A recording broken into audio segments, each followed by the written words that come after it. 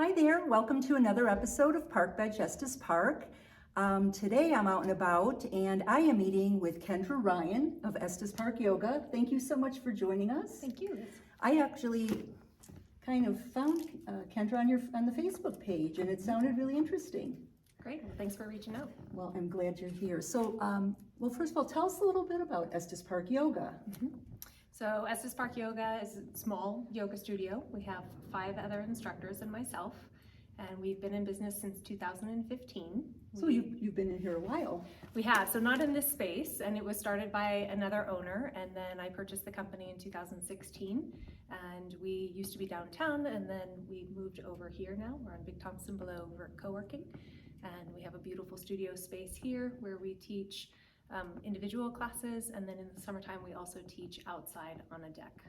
So under the aspen trees, next to the rocks, enjoying the scenery that we all know and love here in Estes. Oh my, absolutely. So, I mean, tell us a little bit more about like the types of classes that you offer. I mean, for those people who, I mean, I've often heard people say, oh, I can't do yoga, you know, I can't do those poses. I mean, talk to us a little bit more about the concept of yoga and what you do.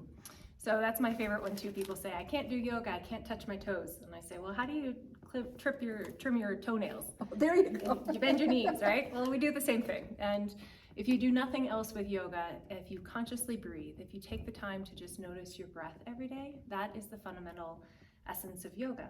And the postures that we think about, that's just an additional layer into it. And there are many layers of yoga, and our classes offer several of those. So we have classes that are every day of the week, mornings and evenings, depending on the day. And they range in skill level from absolutely brand new beginner to have been practicing for 20 years. So can those people be in the same class, or would I have to register in a different class if I were a beginner? I would recommend that beginners gravitate more towards our beginner classes. Okay. But I would say that people who've been practicing for a long time would be more than welcome at beginner classes as well, because we teach so many nuances. It's not just the same style of instruction that you've always heard. And so there are some that are more suitable for beginners. We also have one that is based out of a chair. So for those that are challenged by balance as we age, which all of us will be at some point, that class is accessible for mostly over 70-year-olds in that class. So we run the gamut. For every ability level. For every ability and for every comfort level with COVID as well. When the pandemic started, we moved our classes online, and now we offer classes both in person and online. Some are both, some are just in person, and some are just online. And so you can see that on our schedule or on our Facebook page every week. It shows which ones are available. So someone could just tune in from their summer home in Houston. We have people coming in from California, from Virginia, from Florida, from Washington State. So we have a lot of our summer residents loved that we went online, because now they can practice when they go to their other home. And we have friends and family that join from around the country. And so it's really expanded our yoga community. That's here. really pretty. And I would assume, like with COVID, I mean, that might have been a challenge at some point, right? To get people in the room together. So that must have helped. Absolutely, absolutely, it did. That's awesome. So tell me, so you've been part of the business, but you actually became owner in what, 2016? 2016. So what do you think were maybe some of the biggest challenges or biggest surprises in taking over? Yes, it was. I never thought that I would own a yoga studio. This is really my part-time job, my community service, I call it. When I first arrived and moved to Estes in 2015, I saw the advertisement in the paper that the studio had opened, and I said, I'm gonna go down and take a class. And then when I walked in and introduced myself, the then manager said, oh my gosh, you're a teacher. Would you like to teach for us? And I said, well, okay. And then a year later, I was owning a studio. But that's not my actual job, profession, education, training. I mean, this is my training in this, but what I went to university for. So I was really surprised at how much small business owners have to know, not just about their art, but about marketing and insurances. There's just the gamut that I had to teach myself, and so understanding Facebook and how to really put the business out there. That's a really so the business side of being a yoga teacher was new.